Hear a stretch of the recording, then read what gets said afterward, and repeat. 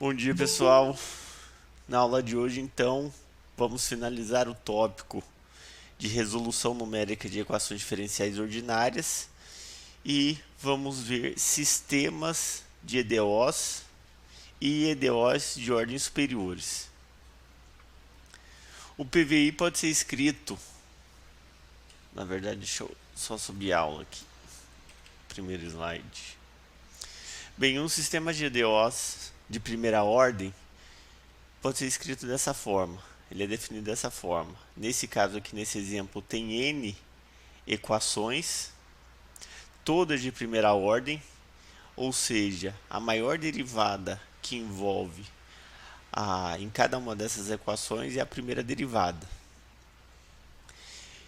Então temos N equações diferenciais ordinárias, y'1 igual a f1, que depende de x, y1, y2 até yn, y'2, que é igual a f2, que depende de x, y1, y2 até yn,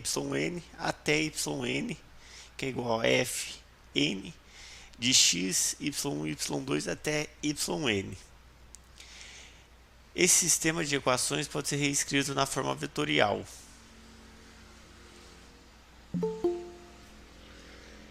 Dessa forma aqui.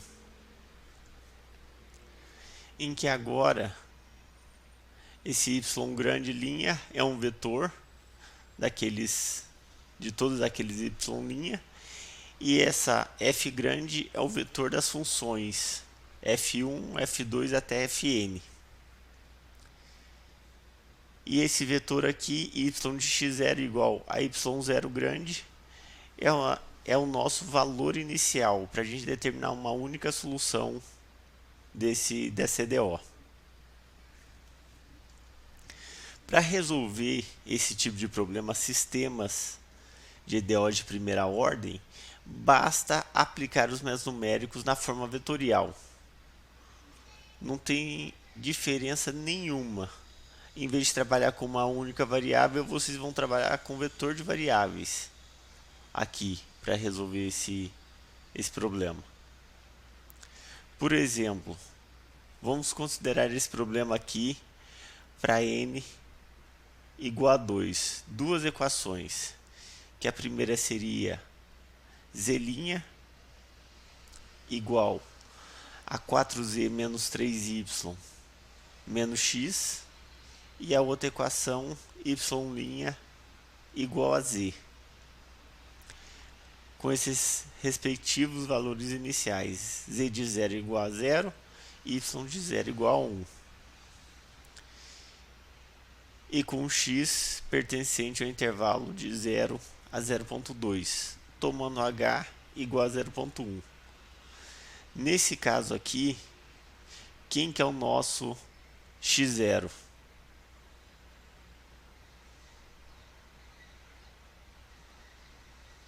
x0 aqui é o mesmo papel do t0 que a gente viu, só mudou o nome de t para x. Quanto que vale x0 aqui? 0. Vale 0. Por quê? É o valor aqui de entrada do valor inicial. E o x final, que é o instante final que eu quero saber a solução de y e de z. Nesse caso aqui, vai ser 0,2.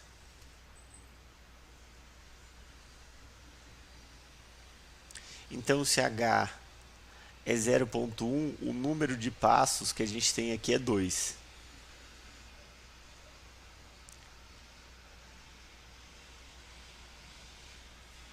Dúvidas? Nesse caso aqui, quem que é a nossa f1? De x, y e z. A gente pode chamar f1 de essa primeira função, que seria 4z menos 3y menos x. E a nossa f2, que é a nossa segunda equação do sistema, x, y e z de essa outra função que está associada a y', que seria z. Então aqui na forma vetorial, nosso vetor dos valores iniciais é 0 e 1. O nosso vetor y' é igual a z' e y'.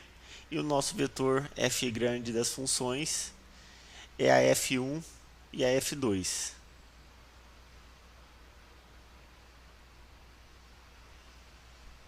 Já que a gente definiu essas funções como sendo f1 e f2 respectivamente. Observem o seguinte, não tem segredo nenhum, é o mesmo método que a gente aplica com uma única variável, só que o erro mais comum que ocorre quando vocês estão aprendendo é associar esse controle das variáveis na resolução desse sistema.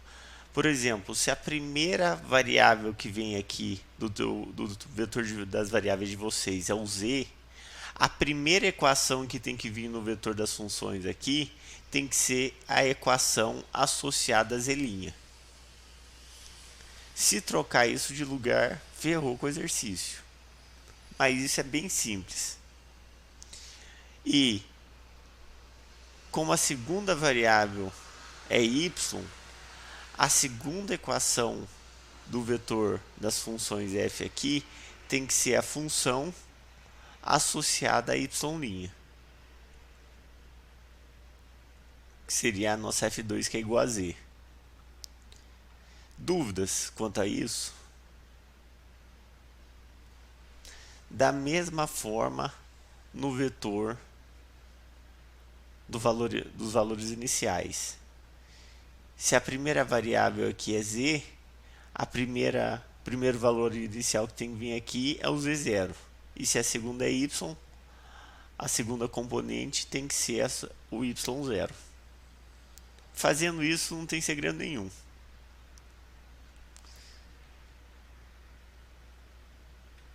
Bem, por exemplo, se fôssemos aplicar o método de Euler para resolver esse sistema, como que é o método de Euler? É yn mais 1 igual a yn mais h vezes fn. Certo? Só que agora, esse yn mais 1 de vocês é um vetor, que é zn mais 1 e yn mais 1. E esse y grande n aqui também é um vetor, que é igual a zn yn mais h vezes o vetor f grande, que é o vetor das funções, que é a nossa f1 e f2. f1 e f2 avaliado aqui em xn, yn e zn. Então, f1 de xn, yn e zn vai ser 4zn menos 3yn menos xn. E f2 avaliada nesse ponto xn, yn e zn vai ser zn. Dúvidas até aqui?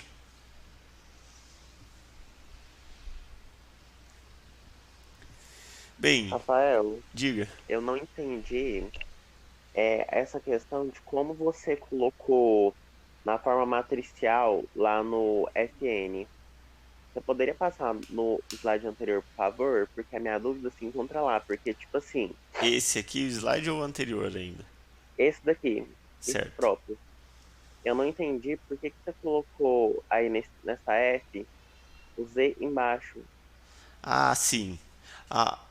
O vetor das nossas variáveis a gente definiu como a primeira variável sendo z e a segunda sendo y, certo? Sim. Então, só colocar que esse daqui está transposto, por isso que ele está deitadinho. Então, nosso vetor das variáveis aqui é z e y, certo? Ah, agora fez sentido. É só porque ele está transposto aqui. Esses estão deitadinhos era para caber nos slides. Esses slides é de um amigo meu, que é o professor Afonso Paiva, do ICMC USP. Que eu não tinha essa parte pronta já digitada.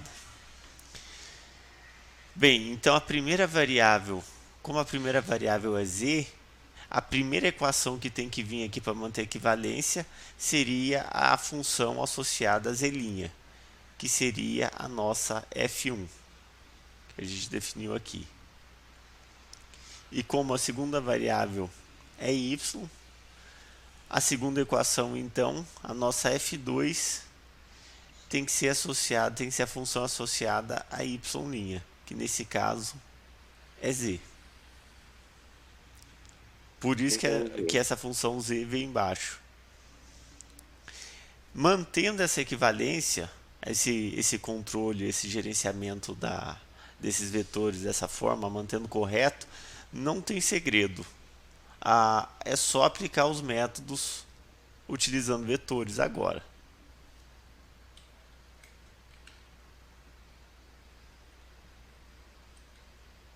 Entendi. Obrigado. De nada. Bem, então, conhecendo o vetor y0, que é igual a z0 e y0, conseguimos, a partir desse valor inicial, calcular quem que é z1 e y1. E conhecendo o z1 e y1, conseguimos calcular o z2 e o y2 e assim por diante. Agora não tem segredo nenhum. E vocês podem dividir isso aqui em duas equações diferentes, se não quiser fazer nessa forma vetorial. Essa primeira e a expressão de baixo.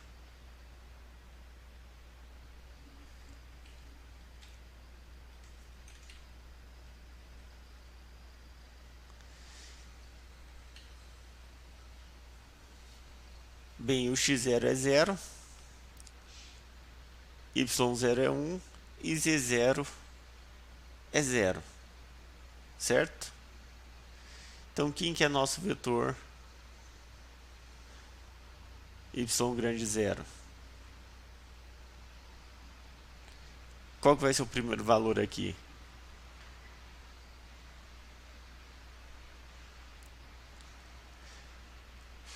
Vamos relembrar, quem que é a nossa primeira variável? É z.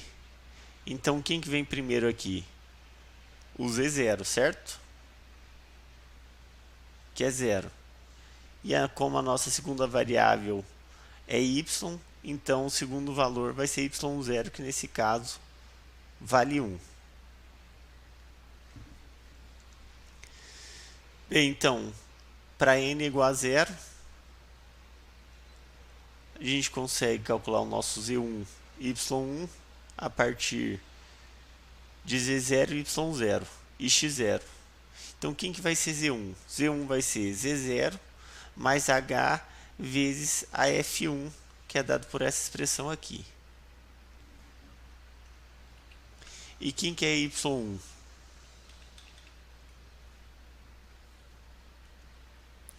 Nosso y1 é igual a y0 mais h vezes a nossa função f2 de x0, y0 e z0, que é igual a z0.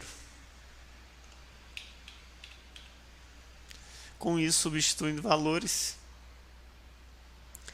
então z1 vai ser igual a 0, mais 0,1 vezes menos 3, que menos 3 é o valor dessa função aqui, substituindo o valor de z0, y0 e x0, que é igual a menos 0,3. E y1 vai ser igual a y0, que é 1, mais 0,1, que é h, vezes 0, que é f2 de z0. Isso tudo é igual a 1. Dúvidas nesse processo, pessoal?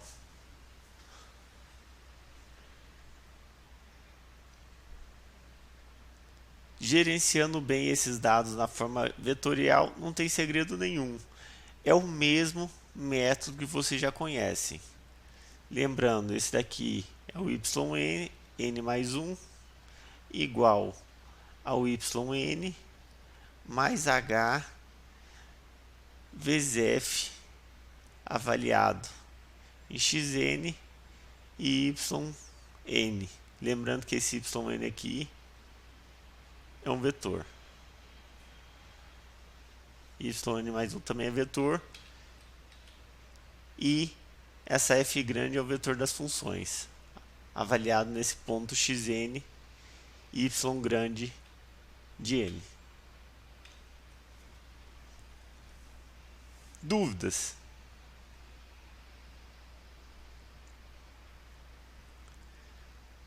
Perguntar de novo, dúvidas? No. Se vocês não falarem nada para mim, não tem como eu saber, ajudar vocês. Essas aulas de ensino remoto, não, se você não falar, professor, não entendi, não vai ter como eu saber. Durante a aula presencial, eu consigo ver isso nos olhinhos de vocês. Naquele olhar perdido, assim, eu consigo ver quem está com dúvida, mas aqui não tem como. Vocês têm que falar se tiver alguma dúvida. Bem, então calculamos o y1 agora. Para n igual a 1, conseguimos calcular o nosso z2 e y2 da mesma forma. O z2 vai ser igual a z1 mais h vezes a f1 avaliado em x1, y1 e z1. E o nosso y2 vai ser igual a y1 mais h vezes f2 de x1, y1 e z1. Substituindo valores, então, z2 vai ser igual a z1, que é menos 0,3, mais 0,1, vezes menos 4,3. Tudo isso dá menos 0,73. Enquanto y2 é igual a y1, que vale 1, mais h, que é 0,1, vezes f2 de z1, que é menos 0,3, fazendo essa conta dá 0,97. Então, essa é a solução desse problema. O xn, o yn e o zn. Aqui seria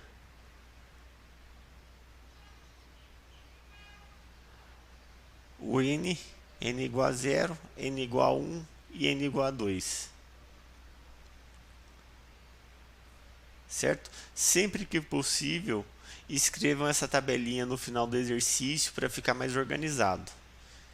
Então, esse valor aqui, quem que a gente queria saber? A gente queria saber o valor de z em 0,2, que nesse caso é aproximadamente o nosso z2, que quanto que a gente achou? Menos 0,73, e o nosso y no instante 0,2, que é aproximadamente o y2 nosso,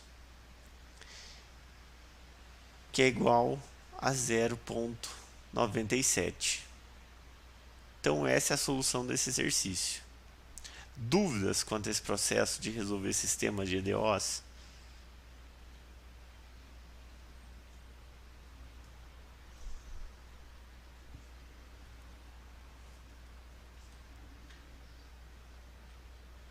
Não.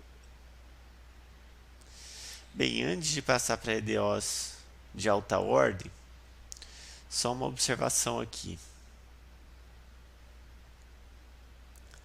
Vamos voltar lá no exercício. Esse aqui, né? Isso. Deixa eu tirar isso aqui.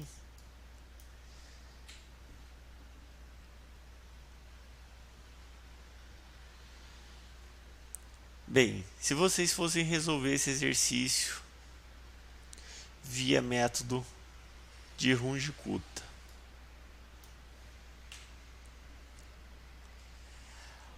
Runge-Kutta de segunda ordem.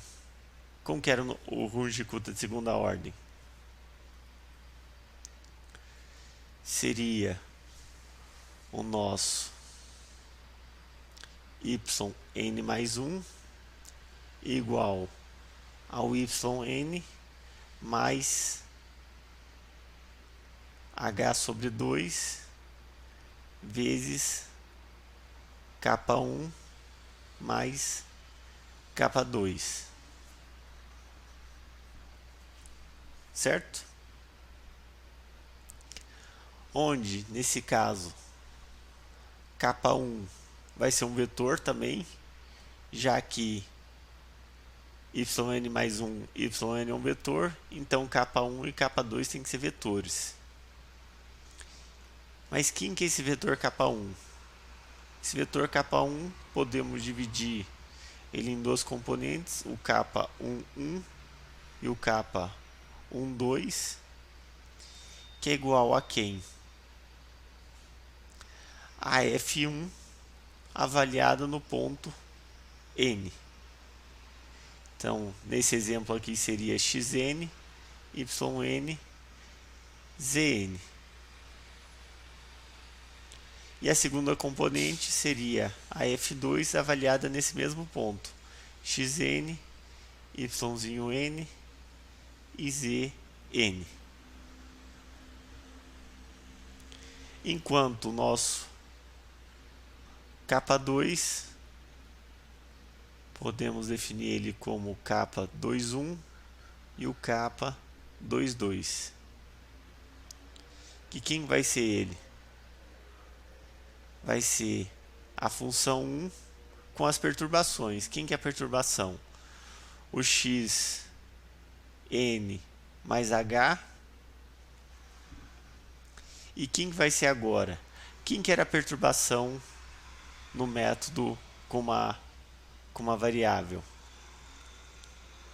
Era a f, que a gente tinha visto de t n mais h, e quem? Yn mais h vezes k1. Certo? Só que agora isso aqui é um vetor.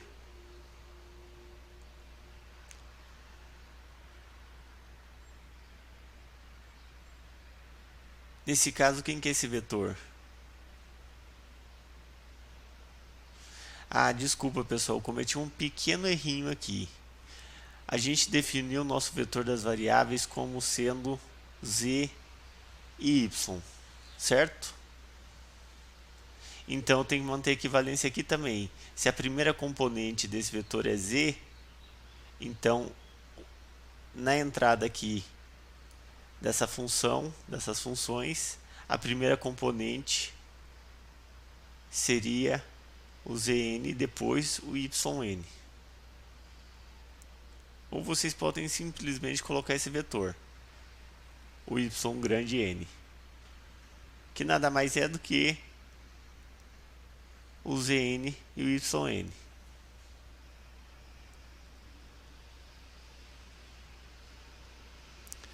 Porque se eu não tivesse corrigido isso, ia dar problema nessa perturbação aqui nesse cálculo vetorial. Quem que é esse vetor yn? Nosso. É o nosso zn e o nosso quem? Yzinho n. Mais h. Quem que é o vetor k1? É o k11 e o k12. Certo? Então, quem que é a primeira componente desse vetor? Vai ser o zn mais h vezes k11. Zn, deixa eu escrever pequenininho aqui. Zn mais h vezes o k11. Consigo chegar para o cantinho.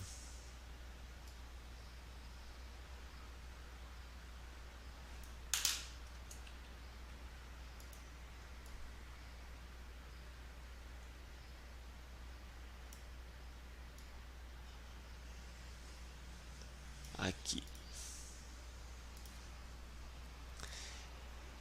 E a segunda componente vai ser o yn mais h vezes kappa 1, 2.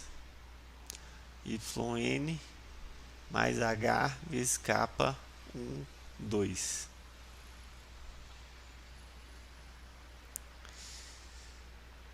Dúvidas? E a nossa f2 aqui, quem vão ser as entradas dessa função? Vai ser a mesma entrada dessa função f1. Que quem que é? É xn mais h, zn mais h vezes kappa 1, 1, yn mais h vezes kappa 1, 2. E com isso, então, vocês conseguem resolver esse problema via método de Runge-Kutta de segunda ordem.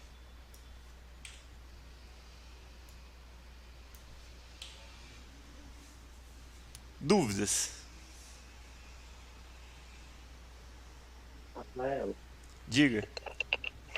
eu não consigo entender com relação à ordem de prioridade, colocar o Z e o Y no capa 2.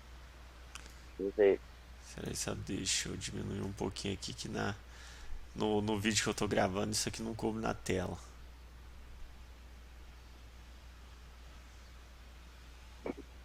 Aí. Porque, tipo assim, se o Z é a primeira variável, a primeira prioridade, por que você colocou o X mais 1 ao invés do Z mais 1 no capa 1? Aqui. Sim. Porque a nossa variável independente aqui, que é que em relação a quem a gente deriva, é o x. Esse x aqui está fazendo o papel do nosso t, que a gente havia visto no tópico com uma variável. Então esse seria o tn mais h. Eu só mudei o nome de t para x. Entendi.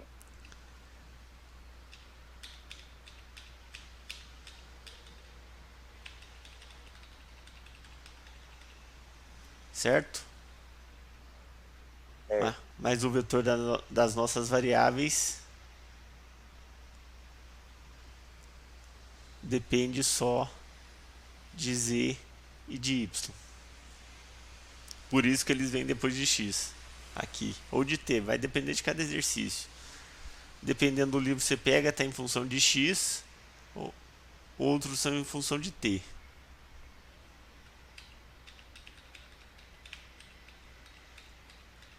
Dúvidas? Bem, de novo, conhecendo quem que é a condição inicial, o y0, que é igual a z0, y0, vocês conseguem calcular todas as aproximações para resolver esse exercício até o instante final, que nesse caso aqui é de 0,2. Dúvidas?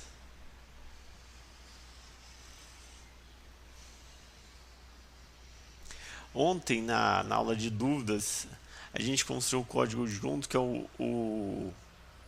na verdade, a gente modificou aquele código de Runge-Kutta que eu havia postado com vocês, que a gente tinha implementado junto, mas para resolver sistemas de EDOs. As mudanças foram mínimas, foi só colocar os operadores lá no MATLAB para fazer essas operações entre vetores. Foi só isso, a gente gastou 5 minutos. Depois eu explico as modificações para vocês. Bem, alguma dúvidas quanto a esse processo de resolver sistemas de EDOs? tanto quanto os métodos da série de Taylor quanto os de Runge-Kutta, basta considerar vetores agora. Não muda nada o processo de resolução. Você só tem que tomar cuidado com o gerenciamento dos índices para não trocar. E no caso do médio Runge-Kutta, tomar cuidado com essas perturbações que vocês fazem aqui.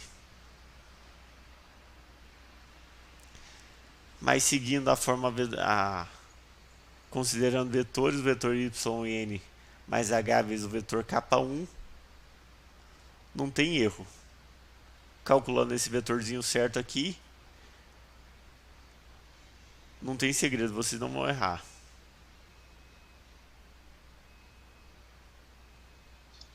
Nesse normal, sem ser de ordem superior, então a gente vai ter só duas funções, né? Do Runge-Kutta?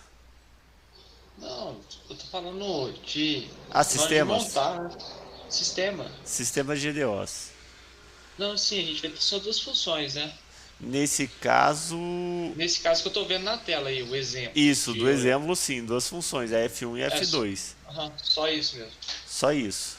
A F1 e essa seria a F2. Mas se tivesse mais equações não ia mudar nada, só ia aumentar. É uma F3 ou uma F4 e assim por diante.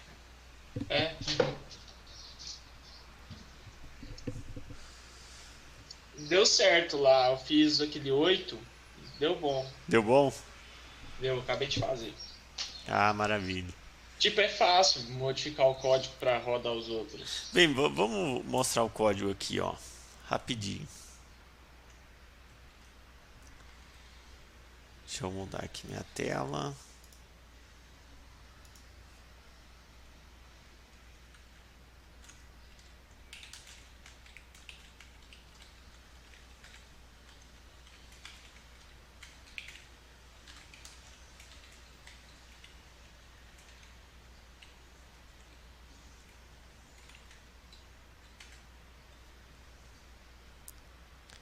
Deixa eu abrir já o outro código.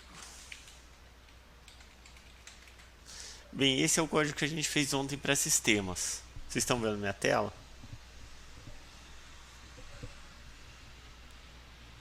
Sim, tá dando para ver. Bem, então tem aquela parte lá dos dados de entrada. A gente vai inserir o instante inicial, o instante final e o número de passos. E agora, em vez de inserir um único valor para o valor inicial, a gente vai inserir um vetor dos valores iniciais. Vamos resolver esse exercício via média Runge-Kutta de segunda ordem. Deixa eu voltar aqui. O que a gente tem? Quem que é nosso vetor das variáveis? É z e y, certo? Então, quem que é a nossa condição inicial? Primeiro vem o z0 e depois o y0. Então, o que é 0 e 1.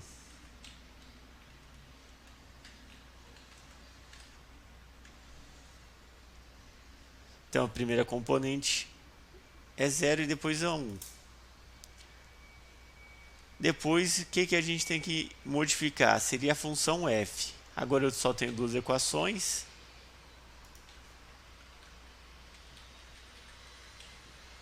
Certo? Quem que é a nossa função f1? F1 é essa daqui. Que quem quer 4z, 4vz, quem quer z aqui?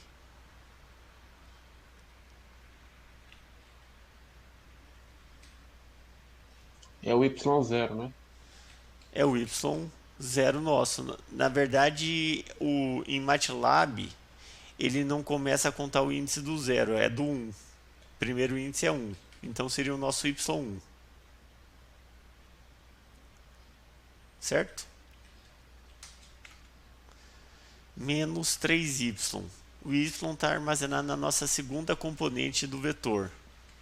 Então, menos 3 vezes o y2 aqui. A segunda componente do vetor das nossas variáveis. Menos x. Que nesse caso é o t nosso, do nosso programa aqui. Teria como você explicar de novo essa questão do y, Rafael? Ah, sim. Vamos lá, aqui, ó. Vou colocar nos comentários. Nosso vetor, nossas variáveis aqui, quem que a gente está armazenando? Primeiro é a componente z, depois o y. Certo? Esse aqui seria o nosso y grande.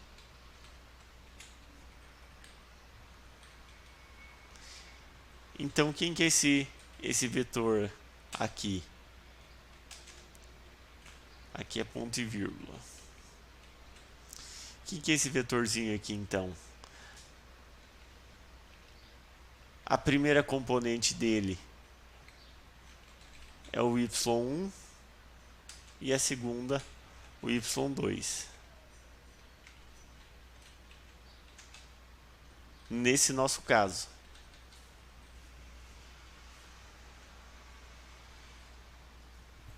É porque Ok, talvez entendi. ficou meio confuso porque no código a gente usou o y para o nosso vetor das variáveis e tem o y é uma das variáveis do problema lá do exercício. Mas olha só aqui para dentro. Como a gente está, a primeira componente é a variável z e a segunda componente é a variável y, então, como no código eu estou armazenando tudo dentro desse vetor yzinho aqui, então o nosso z seria o y1, enquanto o nosso y do exercício seria essa componente y2 do código. Não sei se ficou claro. Entendeu ou não? Ficou sim.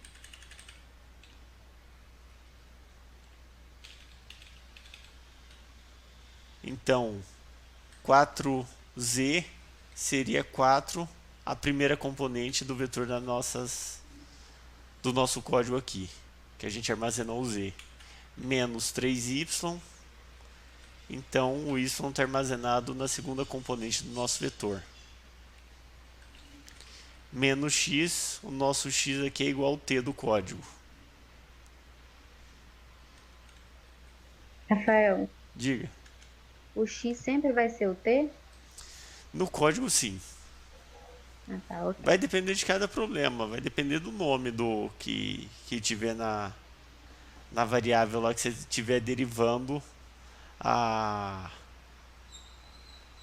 variáveis. Entendi. Obrigada. De nada. E quem que é a nossa f2? f2 é igual a z. Então, como z é a nossa primeira componente do vetor das variáveis aqui dentro do código, então seria y1. Observe o seguinte, que essa função aqui, que a gente programou, ela vai retornar um vetor, sendo a primeira componente a f1 e a segunda componente a f2. Eu só coloquei esse vírgula 1 para ele retornar um vetorzinho em pé. Porque se eu só colocasse F1 e F2, ele iria retornar um vetorzinho deitado. E como a nossa estrutura de dados aqui, a gente colocou o y igual a 0, ponto e vírgula 1, o ponto e vírgula ele quebra a linha. Se colocar só espaço ou vírgula, ele seria coluna. Então, como esse vetorzinho y, a gente definiu ele como sendo em pé, a f também vocês precisam definir no mesmo formato, sendo um vetor 2 por 1, em vez de 1 por 2. E aí não tem que ter o ponto ali, antes da multiplicação? Não, porque aqui eu não estou... Esse y1 aqui é uma componente do vetor, né? Ele não é o vetor inteiro. Ah, tá. Então não precisa pôr o ponto. E acabou. Essa é só essas modificações que a gente fez, que vocês vão fazer nesse código, na verdade. Vocês vão modificar para resolver qualquer problema, só os dados de entrada e a função f. O resto o código vai fazer tudo para vocês. Aqui a gente tem a função A rotina calcula o Runge-Kutta de segunda ordem, seria o Euler modificado. Certo? A gente pode pôr o Euler melhorado aqui.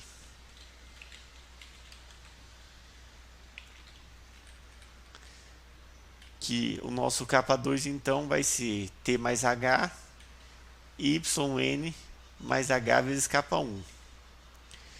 Observem o seguinte, como agora YN e K1 são vetores, toda operação entre vetores que a gente faz no MATLAB, a gente coloca o ponto antes do operador soma, multiplicação, divisão e subtração.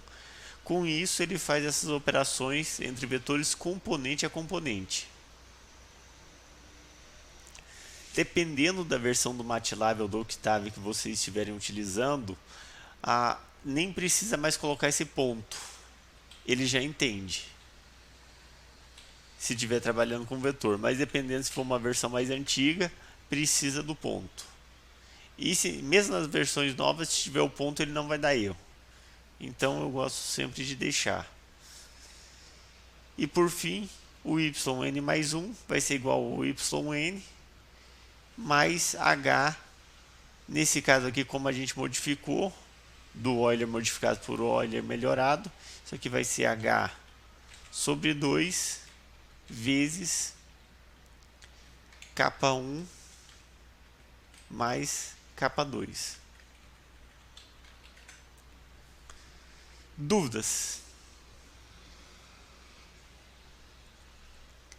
O mesmo processo aqui para o Runge-Kutta de quarta ordem. Não mudou nada.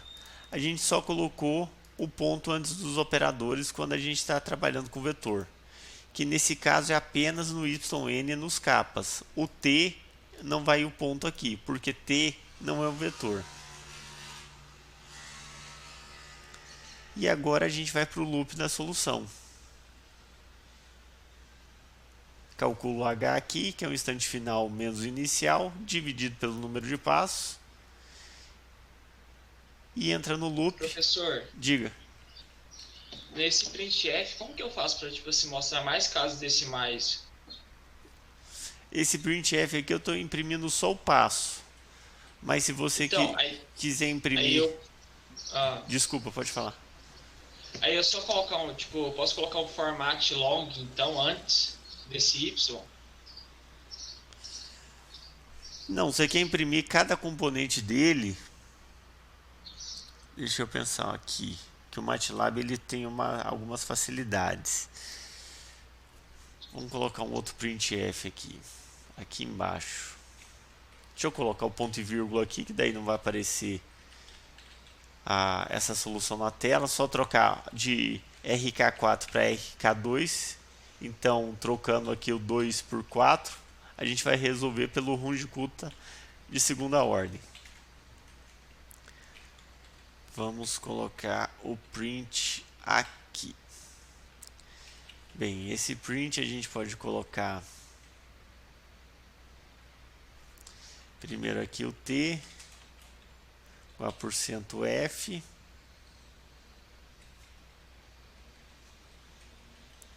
Que eu troca por T. E aqui o Y. Eu acho que se colocar assim, 2 pontos, ele vai imprimir o vetor inteiro. Vamos testar aqui só para ver se vai fazer. Eu coloquei o format long aqui para testar, aí fica naquele formato tipo científico, sabe, com o Ezinho lá. Você pôs, entendi, sei. Aí fica enorme, mas tipo assim, dá todas as casas, né? Sim, verdade. Vamos lá, RK4 sistemas. Bem, ele imprimiu, fazendo nesse formato print aqui. Dessa forma, para o vetor Y, ele imprimiu o vetor inteiro. Tá vendo a primeira componente e a segunda componente. Entendi. Volta lá que eu vou ver, só tirar um print rapidão. Aqui. Ou pode deixar aqui sem esse ponto e vírgula. e pôr o long format lá teu, Não, deu certo. Já tirei um print pra mim ver. certo? Vou testar dos dois. Obrigado. De nada. Só uma coisa aqui. O instante inicial, o instante final tá certo. O número de passos Mas antes 2. ele já não imprimia o vetor inteiro, não? Sem esse jeito novo? Imprimia, é só tirar aqui, eu vou tirar, vou voltar pro jeito normal. Imprimia por quê? Porque eu tirei o ponto e vírgula aqui do y. Se tirar o ponto e vírgula do final do cálculo de cada variável, ele imprime na tela. Vamos executar de novo. Ele imprime aqui, ó.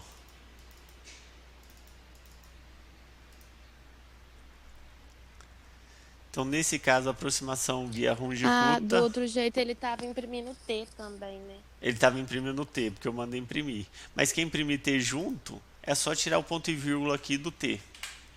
Tirou o ponto e vírgula, ele vai imprimir T lá também. Aqui.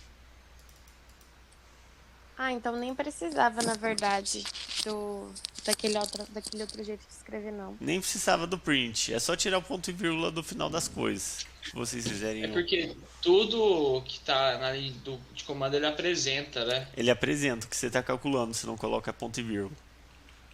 Entendi. Mas assim, eu não sabia que ele apresentava em todo o looping, sabe?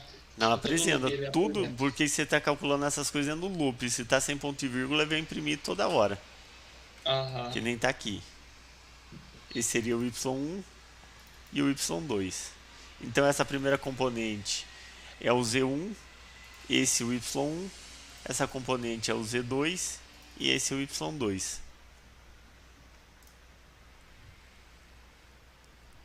Dúvidas? Faz uma com diminuindo a ordem da EDO. Agora para ordem EDO de ordem elevada, vamos lá. Esse código, pessoal, já está lá no Moodle. Então, com isso, vocês conseguem resolver qualquer exercício da lista de sistemas de EDOs, mudando apenas os dados de entrada e a função F. Não se esqueçam do seguinte, aqui vocês têm implementado o Runge-Kutta de segunda ordem, que é o RK2 e o RK4. Se quiser resolver pelo Runge-Kutta de segunda ordem, dentro do loop aqui é só chamar a função RK2. Se quiser resolver pelo Runge-Kutta de quarta ordem clássico, é só modificar aqui para RK4. Tipo, o meu, eu peguei antes estava fazendo na mão, fazendo certinho. Aí deu que capa 2 não estava definido. Aí depois eu fui olhar o seu, tava tipo igual. Aí eu peguei o seu e modifiquei o seu. Aí deu certo, sabe? Sei. Que pode ser questão de declaração? Tem que ver as modificações que você fez.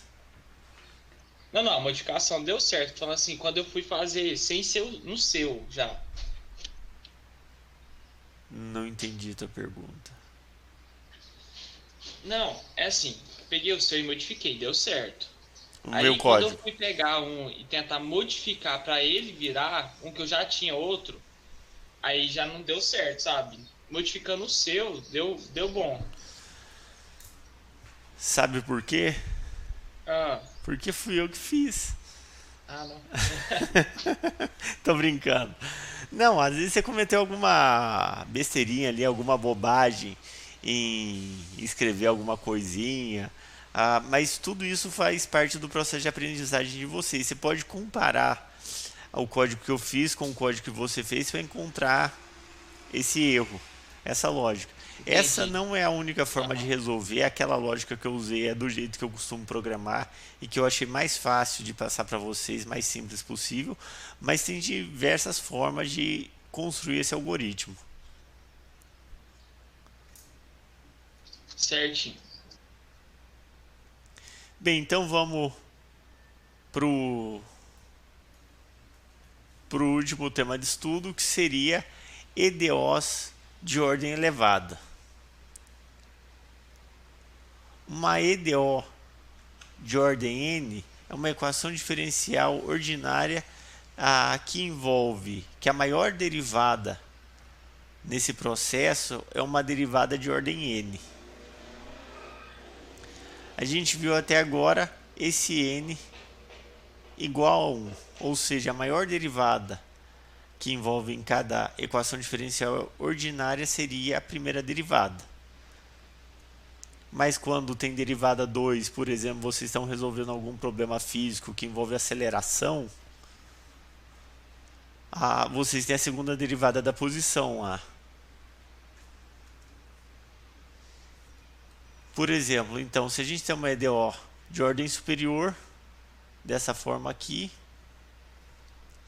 com essas respectivas condições iniciais, para obter a equação de y, a gente pode transformar essa EDO de ordem n num sistema de EDO. Toda EDO de ordem superior pode ser reescrita num sistema de EDO de primeira ordem, sempre isso é possível. E uma EDO de ordem n vai resultar num sistema de EDO de primeira ordem com n equações, apenas por uma mudança de variáveis simples.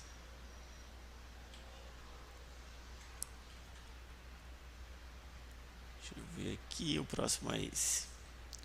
Por exemplo, vamos considerar uma EDO de segunda ordem. Ou seja, aqui a gente tem a segunda derivada de y em relação a x, que é igual a essa função f que depende de x, de y e da derivada y'.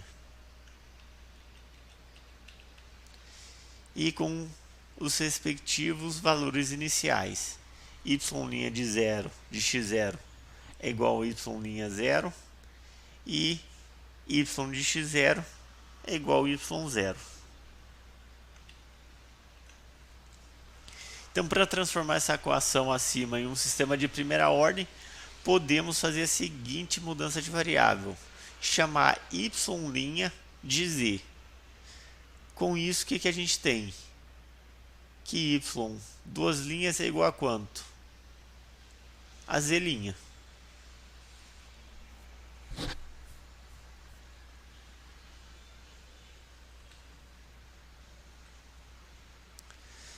Logo,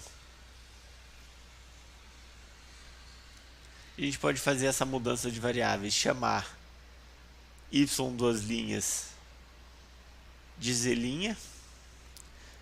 Tudo que está em função das derivadas a gente tem que escrever, eliminar isso. Então, quem quer y' aqui? Y' é igual a z. Então, nessa primeira equação do sistema, a gente já reescreve essa equação numa equação de primeira ordem. Então, a única derivada que tem que aparecer é a derivada que está isolada do lado esquerdo, que é o z'. Tudo que depende da f que eu usar de entrada não depende de nenhuma outra derivada. É de x, y e z. E essa equação da mudança de variáveis que a gente fez, y igual a z, ela vai entrar aqui, vai ser a segunda equação do nosso sistema. Então, fazendo essa mudança de variáveis, a gente vai obter esse seguinte sistema aqui de EDO, de primeira ordem, com duas equações. Então, aqui o z' é igual a f de x, y e z, e o y' é igual a z, que foi a mudança de variáveis que a gente fez. E como y' de x0 é igual a y'0, é um valor que vocês conhecem, podemos substituir também. Então, isso vai ser igual a z de x0.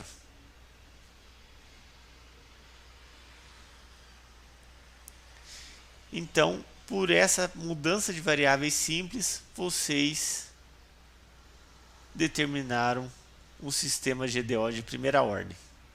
Nesse caso, desse exemplo, com duas equações. Se fosse terceira derivada, uma EDO de terceira ordem, quarta ordem, assim por diante, é só fazer essas mudanças de variáveis. Por exemplo, vamos pegar o exercício da Professor, lista por aqui. exemplo, tipo, tem uma de quarta ordem. Eu já ia colocar, tipo, aquela de quarta ordem seria Z', ou iria ser, tipo, Z terceira linha e diminuindo? Ia diminuir. Você precisaria fazer uma mudança de variável para cada derivada. Porque na equação que você vai escrever do lado direito aqui, cada fk, cada função do lado direito, não pode depender de nenhuma derivada sua.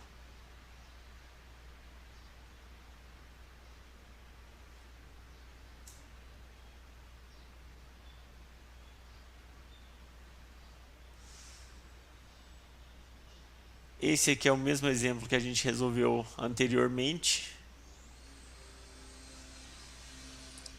Você podia fazer algum exemplo que tivesse do lado direito alguma derivada também, igual no exercício 8. Vamos fazer. É aqui, esse exemplo aqui. Pode ser? Pode sim. Bem, a gente vai precisar aqui de mais duas variáveis. A gente pode chamar.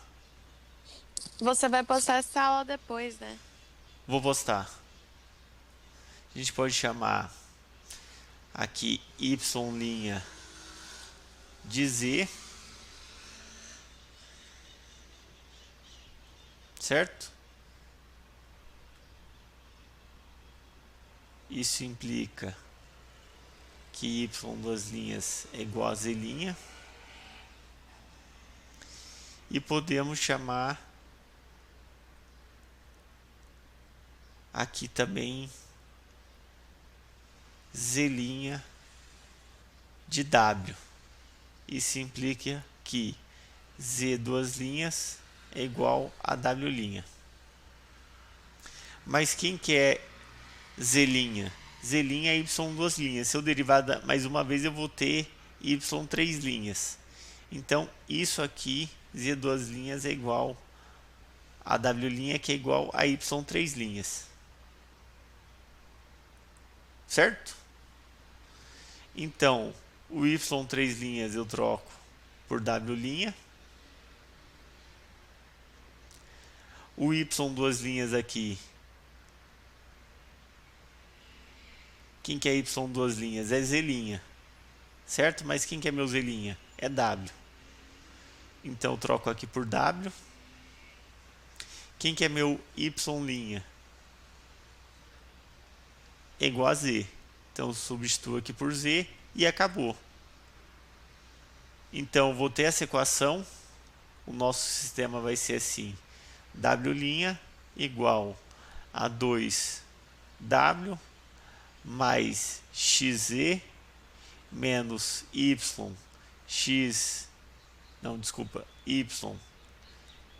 exponencial de x mais 1. E as outras equações do sistema vai ser y' igual a z e z' igual a w. Então eu reescrevi essa EDO de terceira ordem em um sistema de EDO com três equações.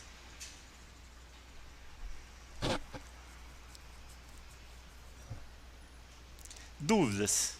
Tipo assim, e cada derivada, o senhor colocou em relação a alguma variável, porque elas não podem ser iguais, independentes.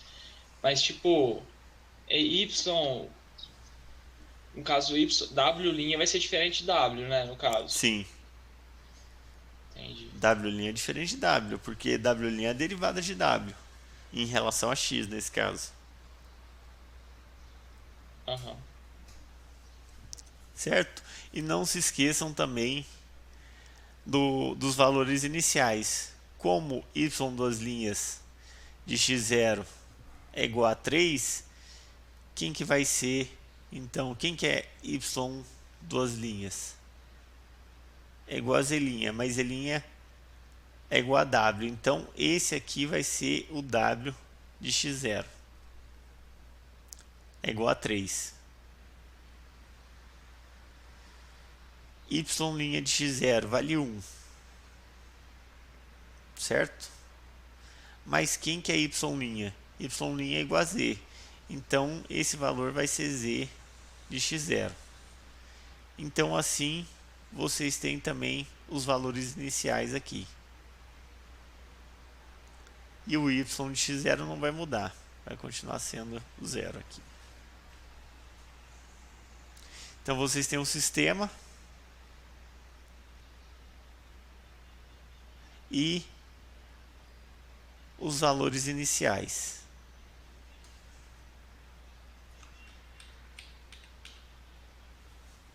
Dúvidas, pessoal? Aí no caso do sistema, esse Z seria embaixo, né? Para dar certo. Vamos lá. Como vocês gostariam que fosse o vetor das variáveis de vocês aqui? Da forma que tá. Começar por onde? Por Y, por X, por Z ou por W?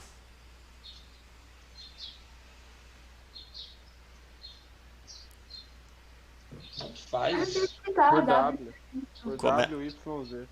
Por W, Y e Z. Z. Então, fechou. Então, como está nessa ordem aqui, já W', Y' e Z', então essa seria a F1, primeira função do sistema, essa F2 e essa a F3.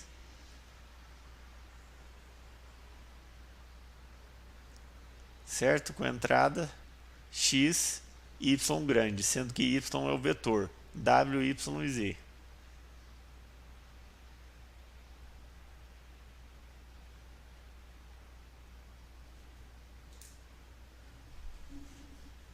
Professor, tirar uma dúvida. Por exemplo, a ordem não importa se eu montar o vetor inicial, certo?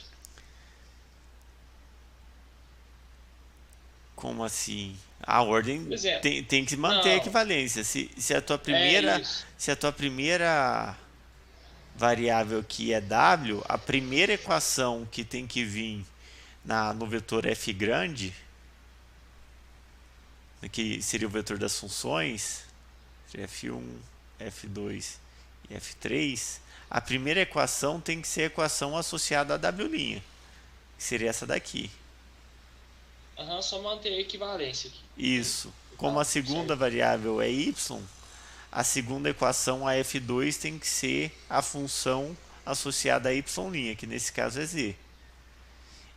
E como a última é z, a função tem que ser associada ao z', que nesse caso é w.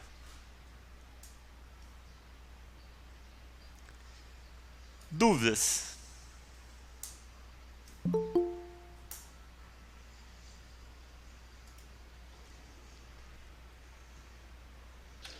Minha maior dúvida nessas questões assim é tipo a questão de substituição. Qual que é a melhor forma para não ter erro, sabe? Tipo, y' é igual a z, y2' é igual a z', tipo assim, qual a melhor forma para não ter erro? Bem, você começa sempre da primeira derivada, nesse caso, que nem eu comecei aqui, que for por y', e vai subindo. A partir de y' igual a z, implica que y2' é igual a z', mas aí você já chama z' de w, e vai subindo até encontrar a derivada de ordem n, que nesse caso seria a terceira derivada. Sempre começa de menor e vai fazendo as mudanças de variáveis até chegar na derivada de ordem n. Não tem segredo, não tem chance de errar.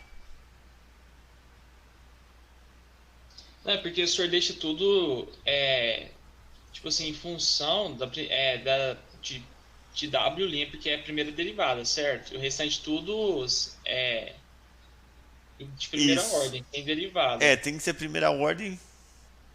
Eu tenho que deixar tudo em função aqui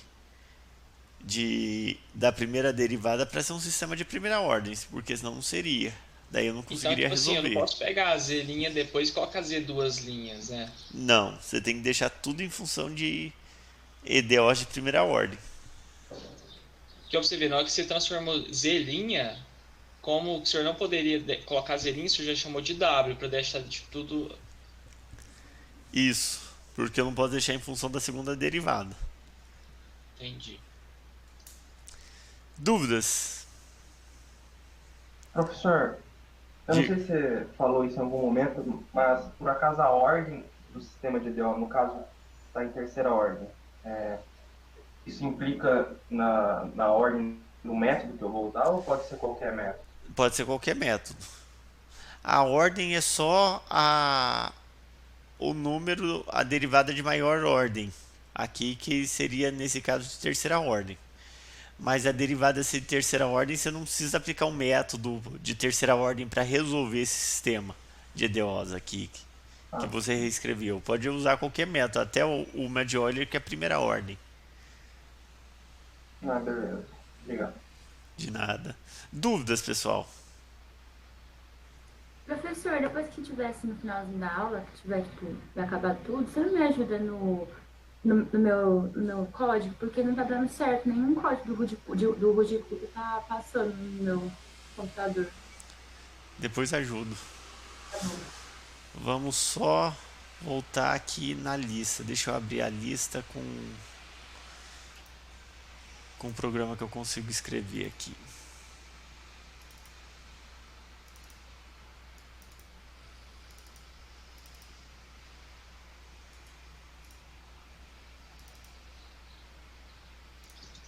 Depois, me explica aquela parte, a questão teórica lá questão da estabilidade. Ah, certo, a gente já vê esse exercício aqui.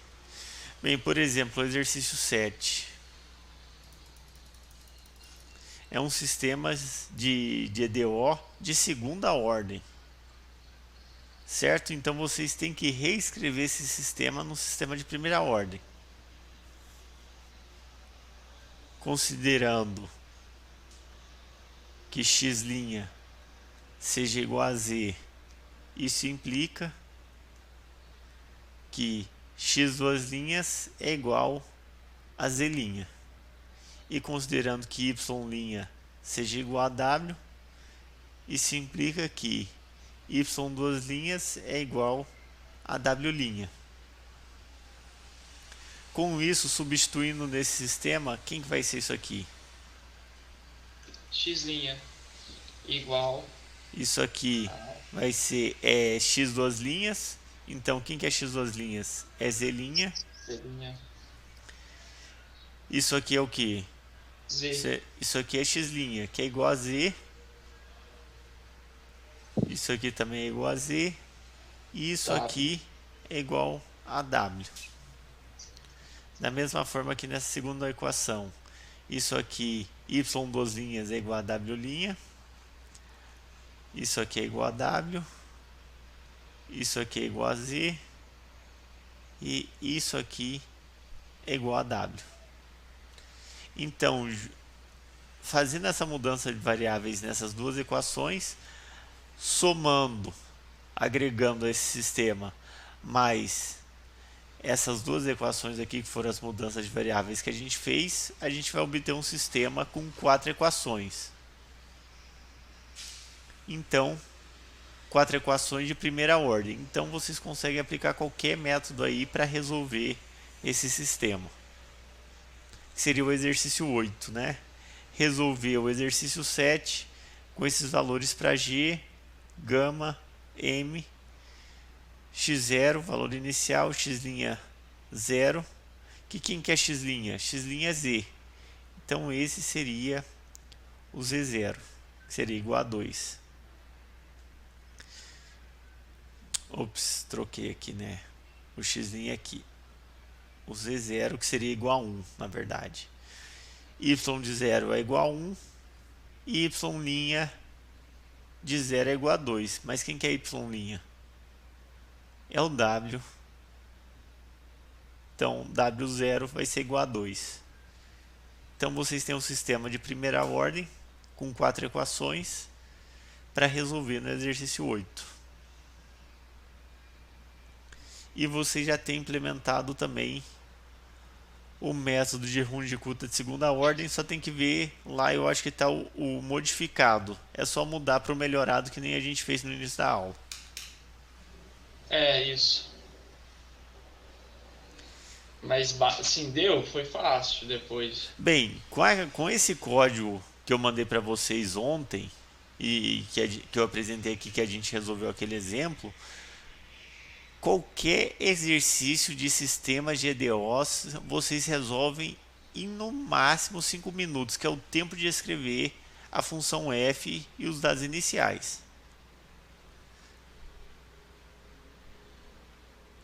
Resolver esses exercícios da lista sem usar código, vocês vão levar uma vida para resolver.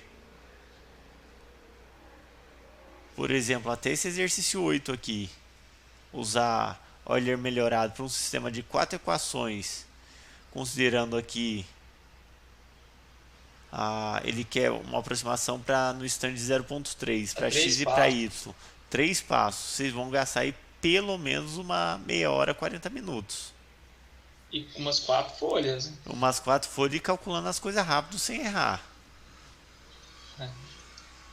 Com o código vocês vão resolver isso aqui em milésimos de segundo. Dúvidas, pessoal? A mesma coisa o exercício 12. Vocês vão reescrever ele num sistema de EDO de primeira ordem. Observem que, nesse caso aqui, o lado direito, que são esses termos, eles não dependem de nenhuma derivada. Então, é uma mudança simples de variáveis apenas aqui e aqui. De novo, fez essa mudança de variáveis, joga no código. Aqui ele pede para Runge-Kutta de quarta ordem. Então vocês vão resolver um sistema com 4 equações pelo Runge-Kutta de quarta ordem. Imagina o tanto de conta que vocês fariam na mão para resolver isso aqui, se não utilizassem o código. A mesma coisa esse exemplo aqui, esse último exercício, o exercício 13, que é o pêndulo duplo, que é dado por essas equações aqui. Essas equações, o pêndulo duplo, é uma simplificação das equações gerais do pêndulo duplo para pequenas perturbações, que elas ficam mais simplesinhas aqui, mas de novo, são duas EDOs de segunda ordem cada uma. Então vocês têm que reescrever num sistema de EDO de primeira ordem. E não sei se eu já mostrei para vocês, mas o resultado daquele exercício 13 Mas, ali... por exemplo, a gente isola, naquele caso... Ó, só um minuto. O resultado do exercício 13 é essa animação aí. Vocês conseguem fazer essa animação com a dinâmica.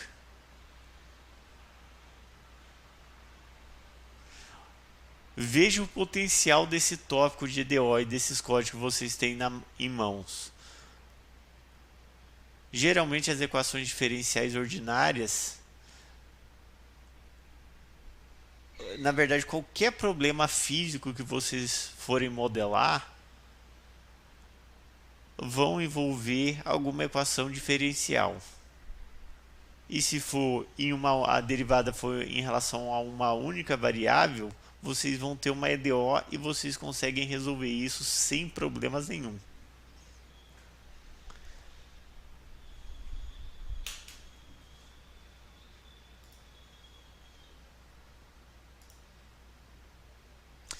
Pode falar de novo, qual que era a tua dúvida? Se a gente isola a de segunda derivada... No exercício 13? É. Observem que nas duas equações aqui, vocês têm as duas derivadas junto aqui. Então você pode fazer uma combinação entre elas para reescrever essas duas equações em duas equações em que cada uma delas envolve a segunda derivada em relação a θ1 e a outra equação envolve a segunda derivada em relação a θ2. Tipo, substitui uma na outra. Mais ou menos. Por exemplo, multiplica a segunda equação por esse coeficiente aqui e a primeira equação por esse outro coeficiente. Na verdade, aqui é de θ2. Aqui, ó, só apagar aqui.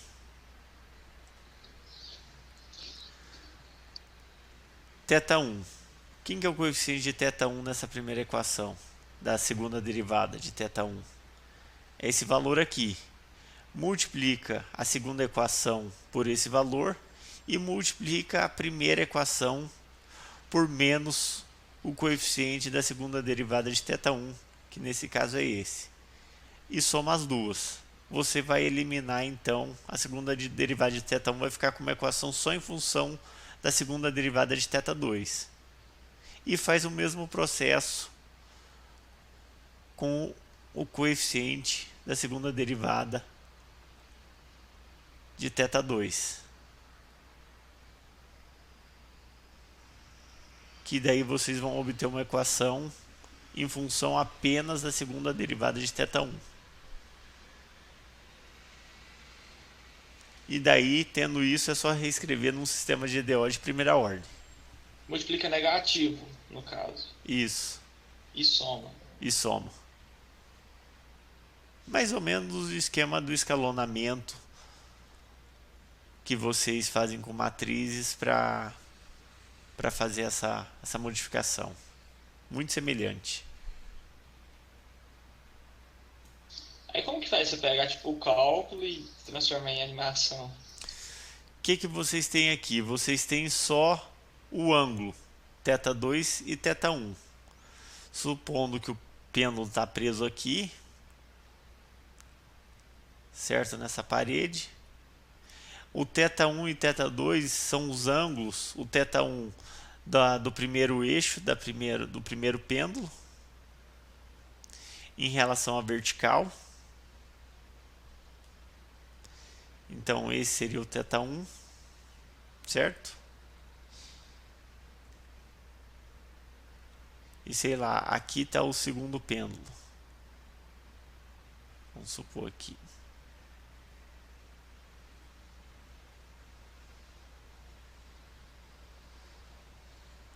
E aqui está o segundo pêndulo. Então, o θ2 é o ângulo em relação à vertical. Esse seria o θ2. Conhecendo o comprimento L1 do primeiro pêndulo e o comprimento L2 do segundo pêndulo, e conhecendo os ângulos, é só usar GA, né? Usando GA, vocês conseguem então determinar as coordenadas desse ponto aqui e desse outro ponto aqui, em função desse primeiro ponto.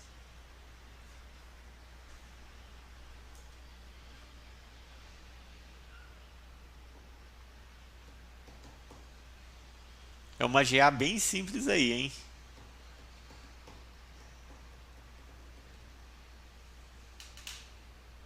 Inclusive, eu fiz um código em MATLAB. Cadê? Tá lá dentro da pasta.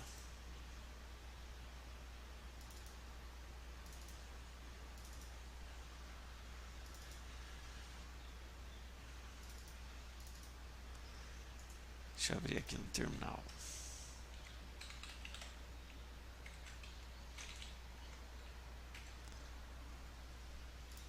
Que ele já mostra a animaçãozinha, ele já faz dentro do MATLAB mesmo.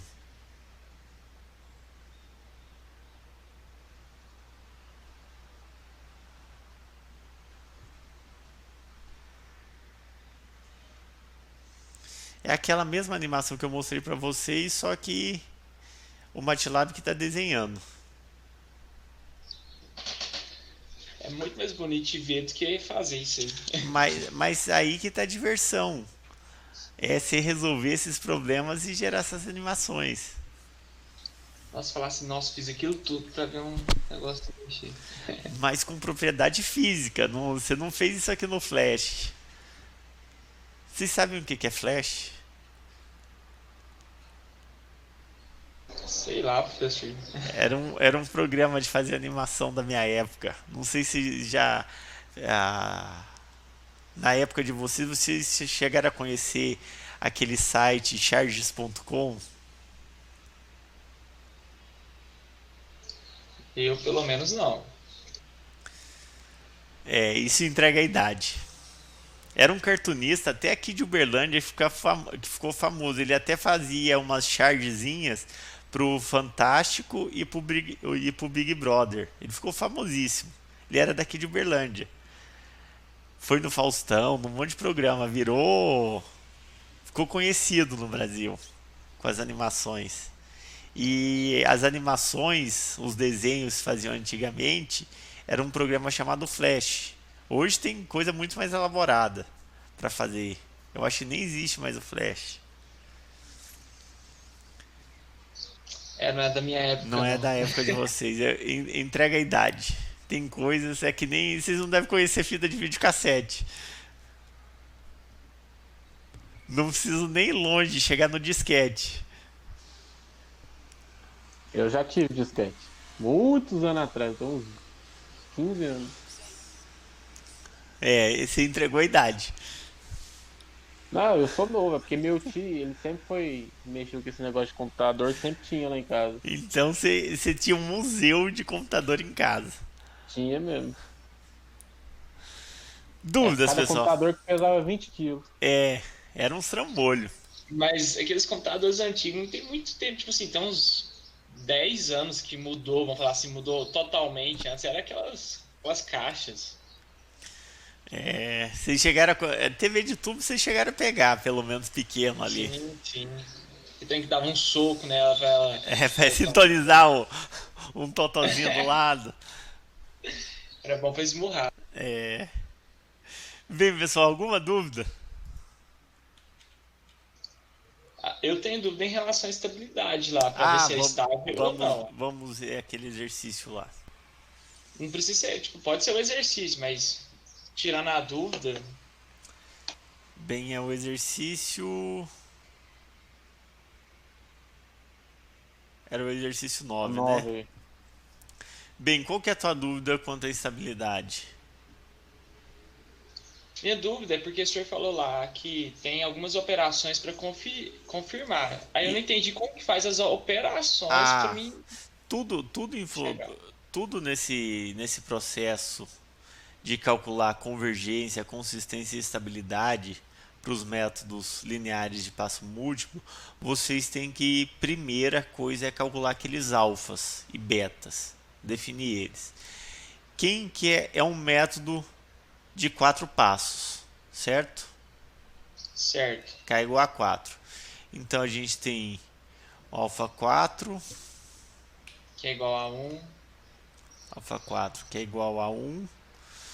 Alfa 3, menos 8 19avos. Menos 8 19avos. O alfa 2, 8 19avos positivo. Alfa 1,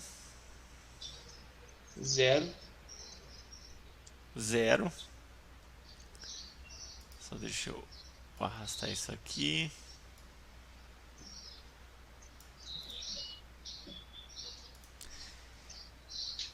E o alfa 0 que vale quanto? Menos 1. Menos 1. E os betas? Beta 4 vai dar 6 16avos. 6 sobre 16. Beta 3 vai dar 24 16avos. Pode simplificar, né? Pode. 3,5 por 8. 3, Quanto? 3 meios. 3 sobre 2. Vai lá. Beta 2. Mesma coisa. Qual? Beta 2 é 0, não? Não, beta 2 é 0, desculpa. É beta 1 que é o mesmo. Beta 2 é 0. Beta 1 3,5. e beta 0. Não, 16. 6 sobre 16. Isso. Bem, tendo isso, o item A, determinar a ordem e a constante do erro. Tranquilo até aqui? Esse Sim, item A... é a questão do achar o que, né? Que é todo aquele processo Isso, somados, vai calcular o C0, o C1, Então, que se for diferente de 0, vai ser a constante do erro e um anterior vai ser a ordem. A ordem, isso. Pessoal, alguma dúvida quando esse processo de calcular a ordem e a constante do erro? A constante do erro eu esqueci como é que é. Mas o a valor ordem eu que lembro. Tem o C0, o C1 até o CQ.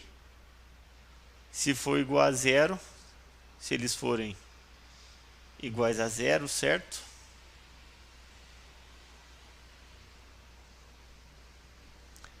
E o CQ mais 1 for diferente de 0, então a ordem do método possui ordem Q e a constante do erro é o CQ mais 1.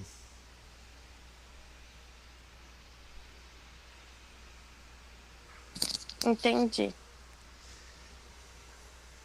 Bem, agora a estabilidade. A estabilidade, vocês têm que calcular as raízes do primeiro polinômio característico. Quem que é o primeiro polinômio característico? Vai ser α0 mais α1 vezes x, mais α2 vezes x quadrado, mais α3 vezes x ao cubo, mais α4 vezes x à quarta, já que é um método de 4 passos. Então, as raízes para o método ser estável, as raízes desse polinômio, que é o primeiro polinômio característico, todas as raízes devem ser em módulo menor que 1 e as raízes que forem em módulo igual a 1 devem ser simples. Nesse caso, quem que é α0? É menos 1. α1? 0. Então, α2? 8, 19. Sobre 19, x ao quadrado. Menos, agora. Agora é o α3, né? Isso. Menos 8 sobre 19. X ao cubo. E só mais x à quarta. Mais x à quarta. Quais são essas raízes aí? Então, é isso que eu quero saber.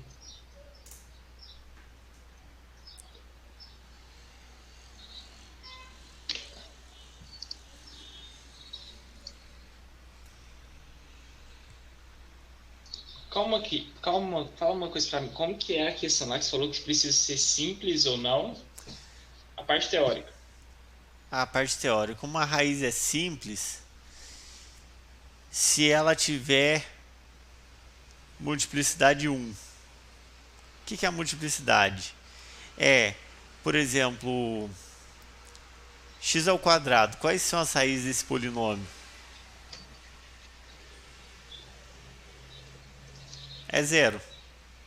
Certo? 0, isso. Só que essa raiz 0 é uma única raiz, só que esse polinômio é um polinômio de grau 2, então teria que ter duas raízes, só que essa raiz é repetida. Então ela tem, nesse caso, como ela tem duas raízes dela, é como se fosse assim, x menos 0, porque todo polinômio pode ser escrito como x menos a raiz, o produtório, né, de todas as raízes. X menos 0. Então isso aqui é a mesma coisa do que x menos 0 ao quadrado. Então, a multiplicidade dela é 2 nesse polinômio. Então, ela não é uma raiz simples, porque possui outra raiz igual a ela. Entendi. Entendeu? Mas no nosso caso, para ser simples, tem que ser tudo diferente de 1, né? No caso. Quer dizer, só pode ter uma raiz igual a 1. Ou não é isso? Para ser simples... Não, as raízes que precisam ser simples é as que têm módulo igual a 1. Para ser estável. Todas as raízes têm que ser em módulo menor que 1. E as que tiverem módulo igual a 1 devem ser simples. Isso significa que só pode ter uma, né? Em módulo igual a 1. Ou Não, é pode isso? ser duas. Pode ser menos 1 e 1. Ah, tá, entendi. Menos 1 e 1. As duas, se tiver só uma delas, por exemplo, esse polinômio aqui. Ops.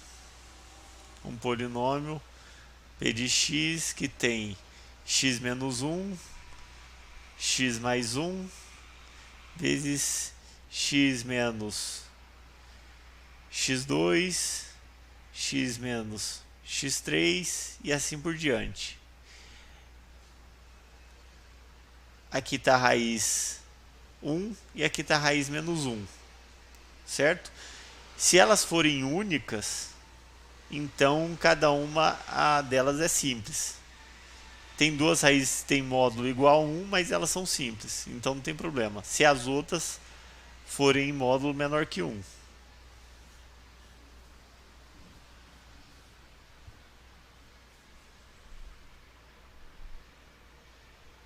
Dúvidas?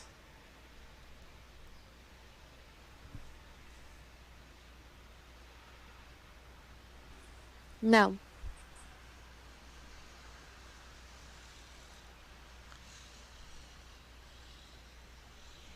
Certo, então para terminar de resolver esse exercício, é o 9, né? O exercício 9, basta vocês calcularem as raízes desse polinômio. Alguém consegue calcular aí no Wolfram Alpha rapidinho? Ou em algum outro software?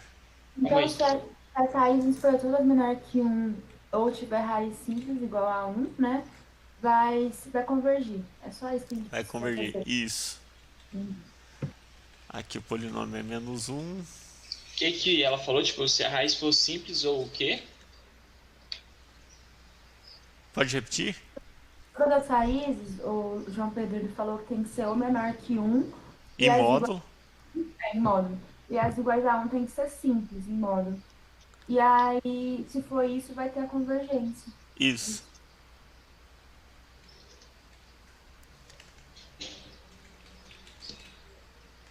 Oitocentos e 19 vezes x ao quadrado menos 8 sobre 19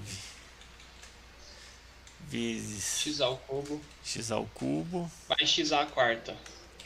mais x à quarta. Vamos ver se ele resolve aqui essas raízes.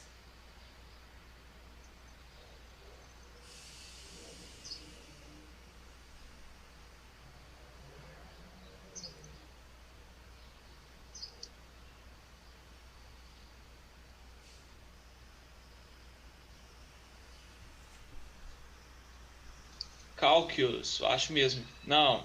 Calcular, Aqui. Léo. Raiz do polinômio. Beleza. Uma vai ser 1.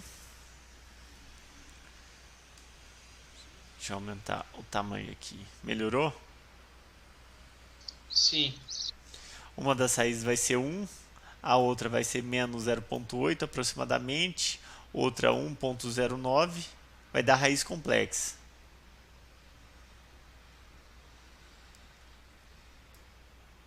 Certo?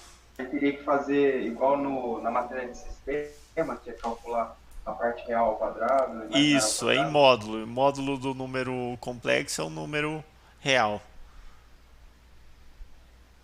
Entendi. Aí é a raiz quadrada, né, desse valor. Como que é mesmo? para tirar do número complexo? Espera só um minutinho. Ah, tá. Os dois ao quadrado, não é? Raiz quadrada. É A ao quadrado mais B ao quadrado raiz disso. Beleza. Mas então. Como é que era mesmo? Pra achar a da complexa, o que é o A, o que é o B?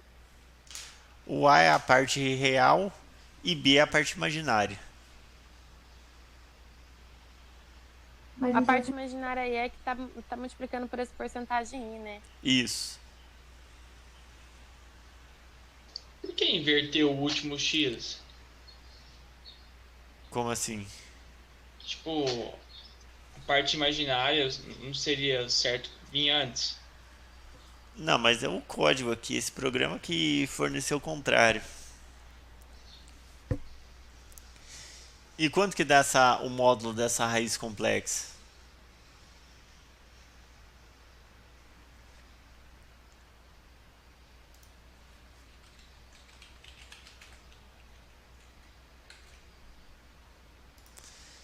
Bem, a parte imaginária é essa, né?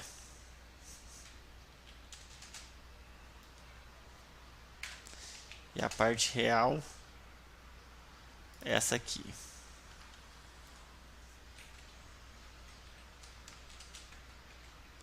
Não, acho. A parte real não era do lado? É do lado, professor, não? A parte real é essa, mas elas são iguais. Ah, tá, é sim. verdade. Aqui também a parte imaginária, aqui elas são iguais. É, tem que ser duas, só que uma negativa, não é? É o que acontece. Mas a gente vai levar tudo ao quadrado, então vai ficar tudo positivo. Dá 1.09. Eu lembrei que no estudo desses números complexos era em pares, né? Isso, pares ordenados. Bem, então, como tem raiz em módulo maior que 1, não vai convergir, não vai ser estável. Como é que é? Como tem módulo maior que 1? A raiz em módulo maior do que 1 não vai ser estável. Tá, Então seria qualquer um. Mas isso tem lá nos slides, né? Pra relembrar também. Sim. Então, tipo assim, se tivesse qualquer raiz aí desses aí que fosse maior que 1, pronto, já não iria ser mais estável. Isso. Não convergeria. Sim. Vamos Aí, voltar e lá se na fosse aula. 1, o que eu iria fazer? Igual a 1. Verificar se ela é simples. Então, aí como que eu monto? Isso que eu queria entender agora. Verificar se ela é simples se tem uma única raiz igual a 1 ou menos 1.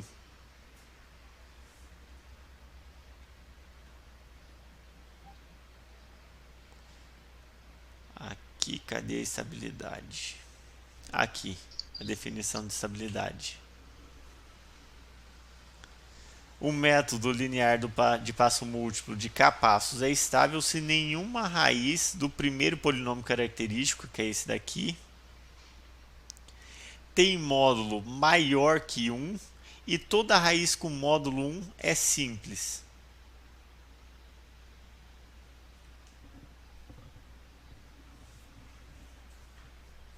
Então, ele tá afirmando que raiz Não, módulo é isso. 1 é... Isso é a definição de estabilidade. Então, ele tá afirmando que, tipo, raiz com módulo... Ó, módulo 1 é simples. Não que é simples. Para ser estável, se tiver raiz com módulo igual a 1, a raiz tem que ser simples.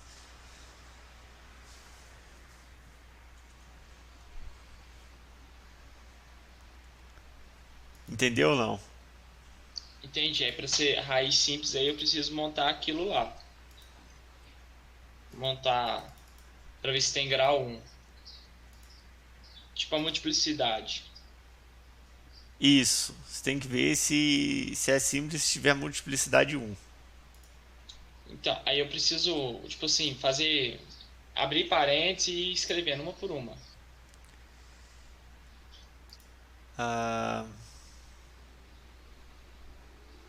Não precisa abrir parênteses. Tendo as raízes em mão, você já sabe. Mas se quiser escrever lá o polinômio pelo produto das raízes e ver isso, também não tem problema nenhum.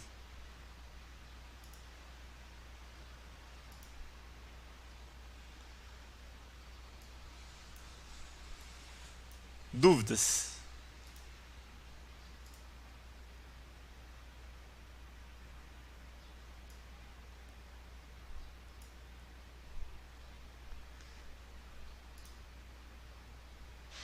Dúvidas?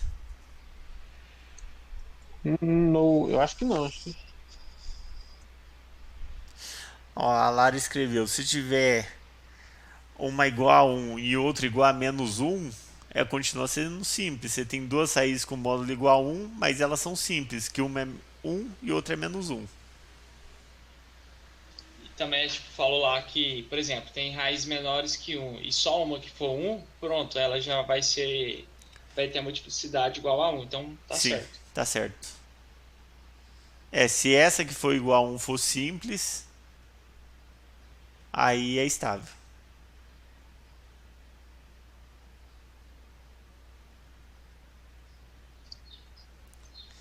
Dúvidas, pessoal? Então, aí eu controlo que se essa 1 for simples, essa única... Bem, se existe só uma raiz igual a 1, se existir duas raízes desse polinômio que são iguais a 1 ou menos 1, ela não é simples.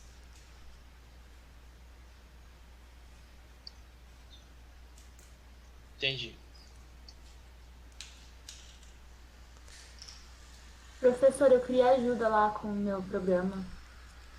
Eu não sei se já tá acabando, você tá perguntando. Não, tá terminando. já terminou a aula. Então, pessoal, a gente encerra a aula de hoje. Certo? Vou parar a gravação aqui, depois eu posto essa aula no YouTube para vocês.